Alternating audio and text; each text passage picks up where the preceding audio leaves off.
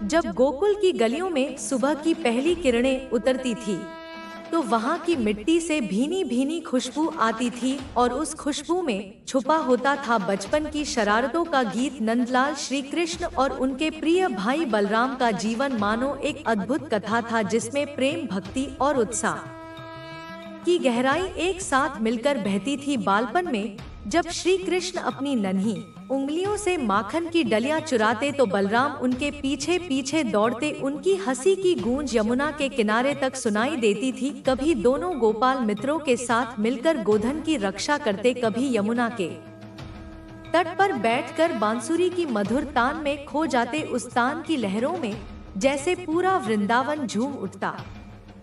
श्री कृष्ण और बलराम का प्रेम केवल भाईचारे तक सीमित नहीं था, वह आत्मा से आत्मा का जुड़ाव था। जब भी किसी संकट की आहट गोकुल की ओर बढ़ती, बलराम का साहस और श्री कृष्ण की लीला, दोनों मिलकर अपने प्रियजनों की रक्षा करते थे। पूतना का प्रकोप हो या तृणावर्त का आतंक, जब जब गोकुल पर अंधकार छाने की कोशिश करता, तब तब यह दोनों भाई प्रकाश बनकर प्रकट हो जाते थे। श्री कृष्ण की चपलता और बलराम की शक्ति मिलकर एक अद्वितीय संतुलन रचते थे।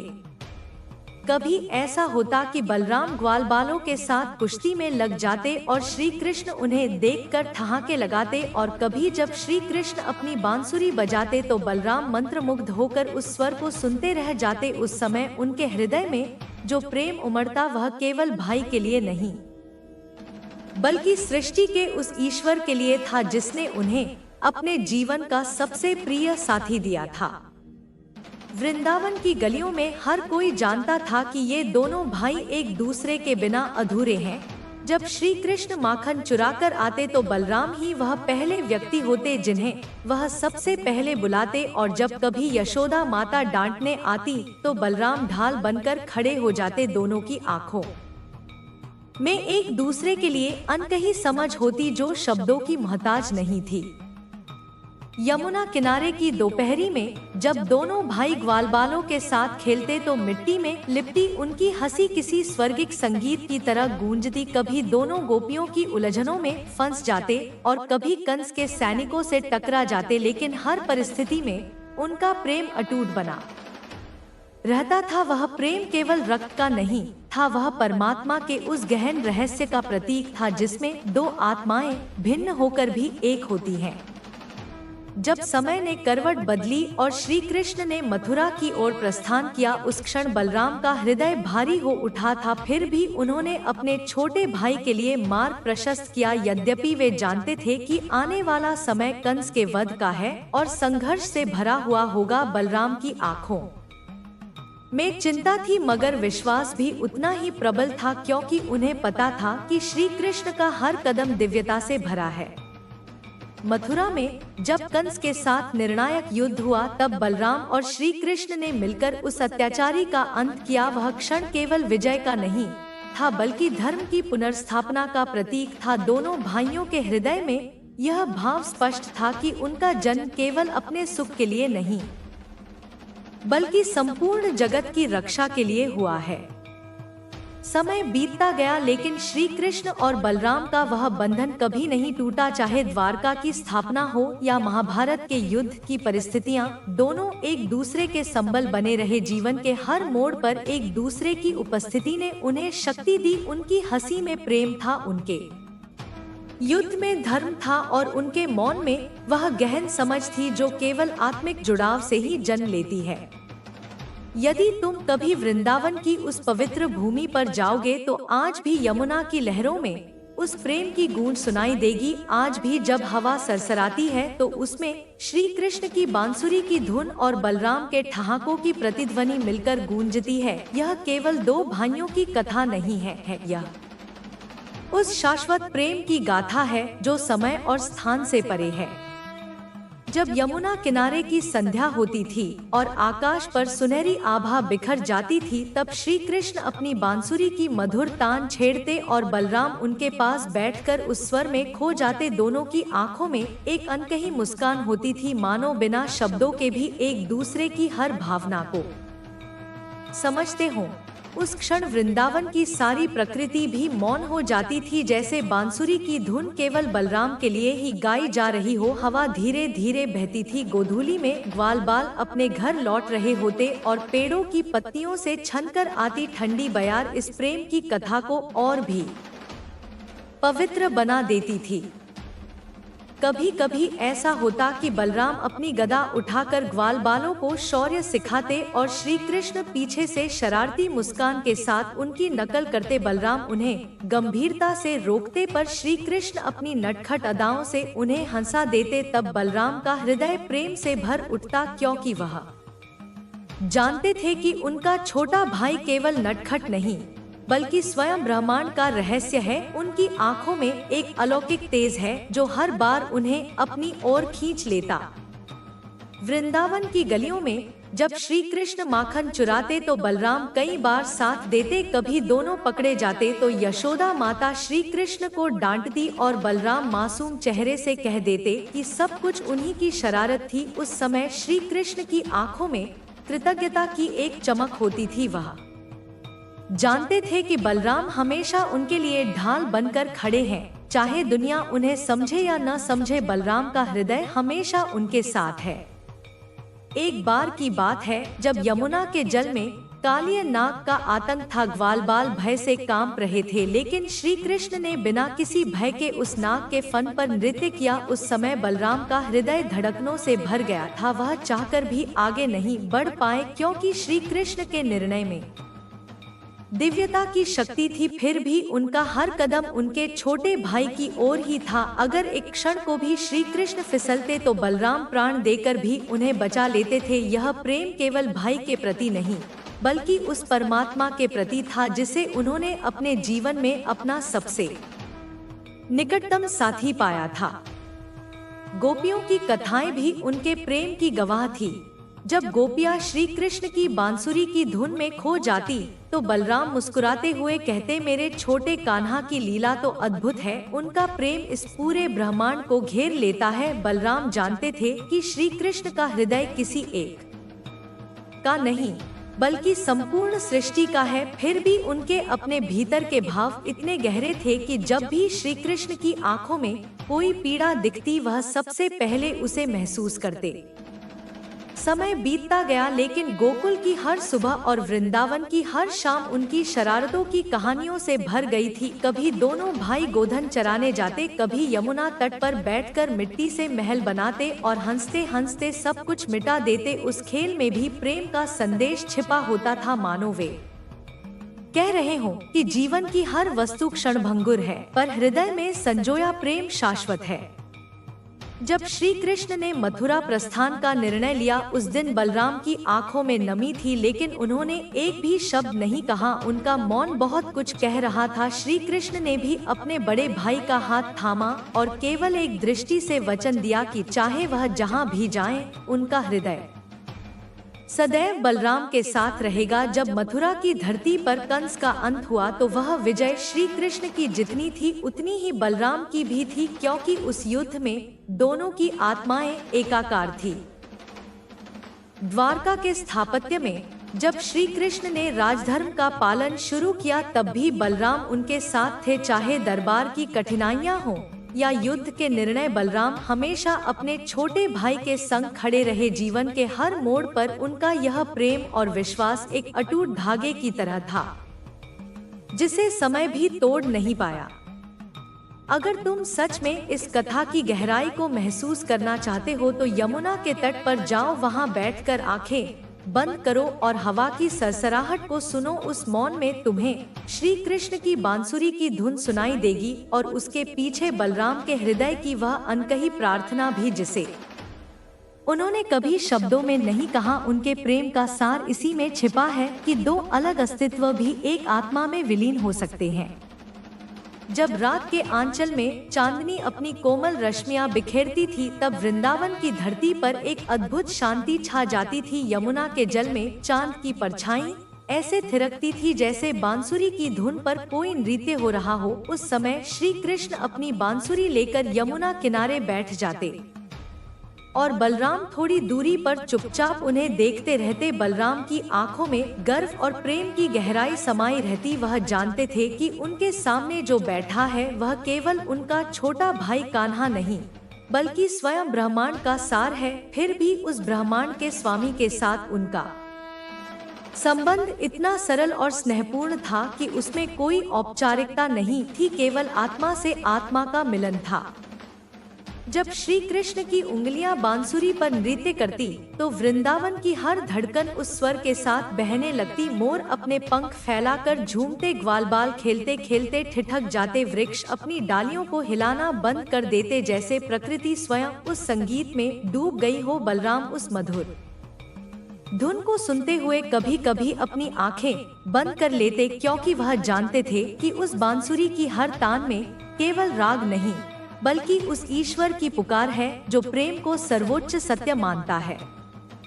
कभी कभी श्री कृष्ण अचानक उठकर बलराम के पास आते और मासूमियत से कहते, दाऊ मैंने एक नई तान बनाई है, सुनोगे न? बलराम अपनी गहरी मुस्कान के साथ सिर हिलाते और कहते, कान्हा तुम्हारी बांसुरी में वही तान होती है जो तुम्हारे हृदय में होती है। मैं सुन भी लेता हूँ और महसूस भी करता हूँ।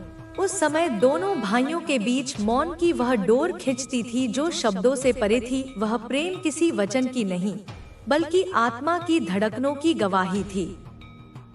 गोकुल की गलियों में दिन अलग ही रंगों से भरे होते थे। कभी दोनों भाई ग्वालबालों के साथ गायों को चराने जाते, कभी यमुना के तट पर मिट्टी के महल बनाते, कभी तालाब के किनारे बैठकर बादलों को देखते और उनमें विचित्र आकृतियां ढूंढते। श्री कृष्ण हर चीज में लीला खोजते और बलराम हर क्षण उनके संग जीते। जब कभी कोई कठिनाई सामने आती तो बलराम अपनी गदा लेकर सबसे आगे बढ़ जाते, और जब कभी कोई उलझन होती तो श्री कृष्ण अपनी मधुर मुस्कान से सब सुलझा देते। उनका साथ केवल कर्म में नहीं, बल्कि हर सांस में था।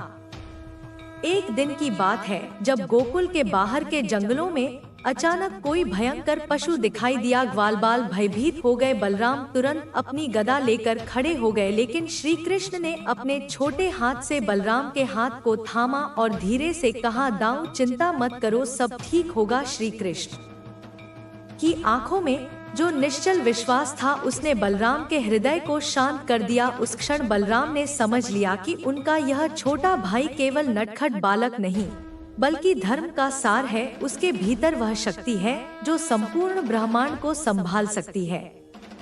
कभी कभी गोपियां शिकायत लेकर यशोदा माता के पास आती कि श्री कृष्ण और बलराम ने मिलकर उनका माखन चुरा लिया है। यशोदा माता गुस्से में दोनों भाइयों को बुलाती और डांटने लगती। श्री कृष्ण मासूम चेहरे से कहते, यह सब दाऊ ने किया है, और बलराम मुस्कुराते हुए कह देते, सब कान्हा की शरारत है। गोकुल की यह खेल भरी शिकायतें ही उनके प्रेम की गवाही थी। वहाँ न कोई दोष था, न अपराध, केवल निष्कपट हंसी और अपनेपन का एहसास था। एक और घटना है, जब कालिया नाग ने यमुना के जल को अपने विष से भर दिया था, उस समय ग्वालबाल और गोपियां भयभीत होकर भागने लगे, लेकिन श्री कृष्ण अकेले जल में उतर गए। बलराम का हृदय चिंता से कांप उठा था। वह अपने भाई के पीछे दौड़े, मगर श्री कृष्ण ने मुस्कुराते हुए कहा, दाऊ मुझ पर विश्वास रखो। बलराम किनारे खड़े होकर उनके हर कदम पर अपनी प्राण शक्ति लगाए हुए थे। जब श्री कृष्ण कालिया नाग के फन पर नृत्य करने लगे तो बलराम की आंखों में आंसू थे। उन आंसुओं में भय नहीं, बल्कि गर्व और अपार प्रेम था। वह जानते थे कि उनका कान्हा केवल उनका भाई नहीं, बल्कि संपूर्ण सृष्टि का रक्षक है। समय बीतता गया, लेकिन वृंदावन की गलियों में उनकी हंसी की गूंज हमेशा बनी रही। गोपियों के बीच कभी शरारते, कभी बांसुरी की तान, कभी बलराम की गदा और श्री कृष्ण की नटखट मुस्कान, इन सब ने मिलकर उस युग की एक ऐसी गाथा रची जो आज भी समय के पन्नों पर जीवित है। जब शाम ढलती और आकाश पर लालिमा छा जाती तो दोनों भाई ग्वालबालों के संग लौटते। उनके पैरों की थकान उनकी हंसी में खो जाती थी। उस समय वृंदावन का हर जीव, हर पेड़, हर कण उनके प्रेम का साक्षी बन जाता। फिर वह समय आया जब श्री कृष्ण को मथुरा जाना पड़ा। गोकुल की गलियां जैसे मौन हो गई। यशोदा माता की आंखें नम थी, नंद बाबा का हृदय भारी था और बलराम की आत्मा में एक अनकही वेदना थी। मगर बलराम ने कोई विरोध नहीं किया। उन्होंने अपने छोटे भाई के निर्णय का सम्मान किया। जब रथ गोकुल से निकल रहा था तब बलराम ने श्री कृष्ण का हाथ थामकर बस इतना कहा, जहाँ भी जाओ कान्हा, मेरा हृदय हमेशा तुम्हारे संग रहेगा। श्री कृष्ण की आंखों में भी वही भाव था, मानो समय को उस क्षण थाम लेना चाहते हो। मथुरा पहुंचकर जब कंस के अत्याचार के विरुद्ध युद्ध हुआ तो बलराम और श्री कृष्ण ने कंधे से कंधा मिलाकर लड़ाई लड़ी। उस युद्ध में केवल शक्ति नहीं बल्कि धर्म का आह्वान था। जब कंस पर विजय प्राप्त हुई तो वह क्षण केवल मथुरा की मुक्ति का नहीं बल्कि इस सत्य का उद्घोष था कि प्रेम से बंधे दो भाई मिलकर अंधकार को हर सकते हैं। उनके हृदय में कोई गर्व नहीं था, केवल कृतज्ञता थी कि उन्हें धर्म की सेवा का अवसर मिला। समय आगे बढ़ता गया, द्वारका की स्थापना हुई, जीवन में नई जिम्मेदारियां आईं। लेकिन श्री कृष्ण और बलराम का बंधन कभी नहीं टूटा। कभी वे दरबार में निर्णय लेते, कभी युद्धभूमि में खड़े होते, लेकिन उनकी आंखों की गहराई में वह बचपन की शरारतें और प्रेम की निश्चलता आज भी जीवित रहती थी। जब कभी थकान उन पर हावी होती तो श्री कृष्ण बांसुरी उठाते और बलराम वही पुराना गीत सुनते। उनकी आंखें बंद हो जाती और उनका हृदय उस वृंदावन की गलियों में लौट जाता जहां यमुना के तट पर बैठकर दोनों भाई मिट्टी के किले बनाते थे। अगर तुम इस कथा को सुनते हुए अपने हृदय को शांत करो तो तुम महसूस करोगे कि यह केवल दो भाइयों की कहानी नहीं बल्कि उस शाश्वत प्रेम का संदेश है जो आत्माओं को जोड़ता है। यह प्रेम समय की सीमाओं से परे है, यह स्थान की दूरी से नहीं टूटता, यह शब्दों की आवश्यकता नहीं रखता, केवल अनुभूति से प्रकट होता है। श्री कृष्ण और बलराम का बंधन इसी सत्य का प्रतीक है। वृंदावन की मिट्टी में आज भी वह सुगंध बसती है जहां श्री कृष्ण और बलराम की बचपन की लीलाओं की गूंज सुनाई देती है। जब भी कोई मंद बयार यमुना के जल को छूती है तो ऐसा लगता है मानो समय की परतें हट रही हों और वही पुराना युग फिर से जीवंत हो रहा हो। वह युग जब सुबह की पहली किरण के साथ ही ग्वालबालों की टोली इकट्ठी होती और श्री कृष्ण तथा बलराम सबसे आगे रहते थे। गायों की घंटियों की मधुर धुन में उनका हंसता खेलता बचपन बहता चला जाता था। बलराम की गदा उस समय भी उनकी शक्ति का प्रतीक थी और श्री कृष्ण की बांसुरी प्रेम का आह्वान करती थी। कभी कभी जब यमुना किनारे ग्वालबाल खेलते हुए थक जाते तो श्री कृष्ण अपनी बांसुरी बजाना शुरू कर देते। बलराम पास बैठकर उस स्वर को सुनते हुए मुस्कुराते रहते, क्योंकि वे जानते थे कि वह धुन केवल गोपियों या ग्वालबालों के लिए नहीं बल्कि सृष्टि के हर कण के लिए है। उस धुन में प्रेम था, उस धुन में करुणा थी, उस धुन में वह अद्भुत आकर्षण था जो सभी जीवों को एकत्व का अनुभव कराता था। बलराम अपनी आंखें बंद करके उस स्वर को आत्मा तक उतरने देते और उनकी हर सांस में वह माधुर्य बस जाता। एक बार की बात है जब वृंदावन के पास के जंगल में अचानक वर्षा के बाद नदियां उफान पर आ गईं और सभी ग्वालबाल भयभीत हो गए। तब बलराम ने सबसे पहले आगे बढ़कर अपने साहस से सबको सुरक्षित निकाला, मगर श्री कृष्ण वहीं खड़े मुस्कुराते रहे मानो उन्हें पहले से सब पता था। बलराम ने जब पूछा, कान्हा तुम कुछ बोले क्यों नहीं? तो श्री कृष्ण ने बस इतना कहा, दाऊं जब तुम हो तो चिंता किस बात की। उस समय बलराम के हृदय में एक अद्भुत स्नेह उमड़ पड़ा। वह समझ गए कि यह केवल भाई का विश्वास नहीं बल्कि आत्मा का आत्मा से संवाद है। गोकुल की गलियों में अक्सर ऐसा होता कि श्री कृष्ण अपनी शरारतों से सबको हंसाते और बलराम उनका साथ देते। जब भी श्री कृष्ण गोपियों के माखन के मटके खाली कर आते तो बलराम पास खड़े होकर उनका हौसला बढ़ाते। यशोदा माता जब डांटने आती तो बलराम श्री कृष्ण को अपने पीछे छिपा लेते। वह दृश्य देख गोपियां भी हंस पड़ती और गोकुल की गलियां प्रेम और हास्य से भर जाती। एक दिन की बात है जब कंस के भेजे हुए राक्षस वृंदावन में आए। उस समय ग्वालबाल भय से कांप रहे थे, लेकिन बलराम और श्री कृष्ण दोनों साथ खड़े हुए। श्री कृष्ण की आंखों में शांति थी और बलराम की दृष्टि में साहस दोनों की ऊर्जा मिलकर एक अद्भुत शक्ति बन जाती थी। जब वह संकट समाप्त हुआ तो गोकुल के सभी लोग उनके चरणों में कृतज्ञता से झुक गए, मगर दोनों भाइयों ने इसे अपनी शक्ति नहीं बल्कि ईश्वर की कृपा बताया। उनकी इस विनम्रता में भी प्रेम की गहराई झलकती थी।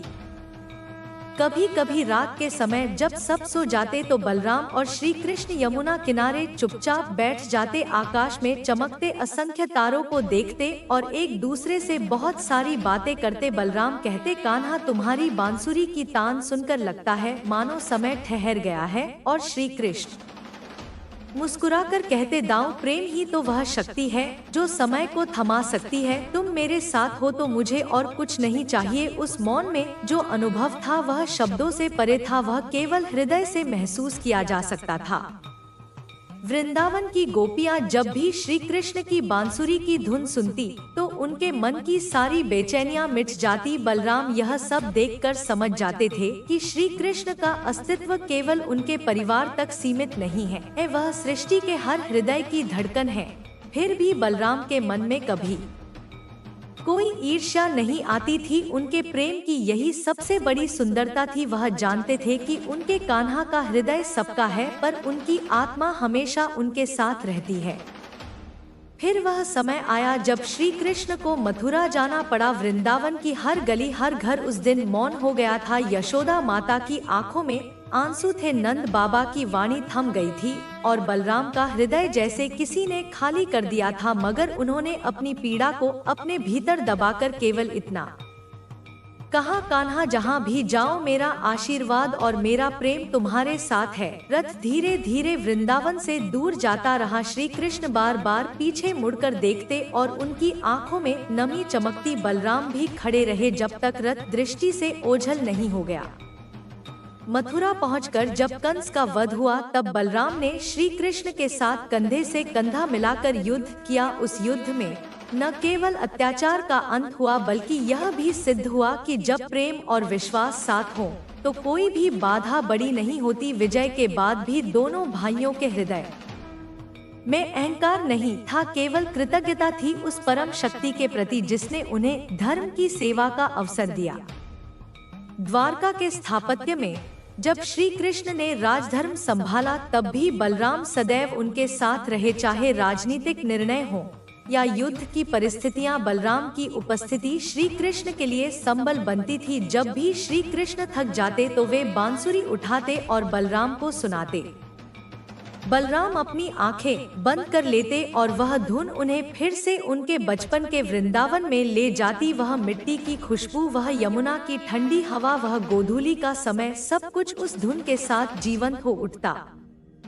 महाभारत के समय जब कौरवों और पांडवों के बीच युद्ध होने वाला था तब भी श्री कृष्ण और बलराम का दृष्टिकोण अलग था, लेकिन उनके हृदय में कोई दूरी नहीं आई। बलराम ने पांडवों के साथ सीधे युद्ध में भाग नहीं लिया, लेकिन उनका आशीर्वाद और प्रेम हमेशा श्री कृष्ण के साथ था। इस घटना ने सिद्ध कर दिया कि प्रेम समझौते से नहीं टूटता बल्कि वह आत्मिक जुड़ाव है जो हर परिस्थिति से परे होता है।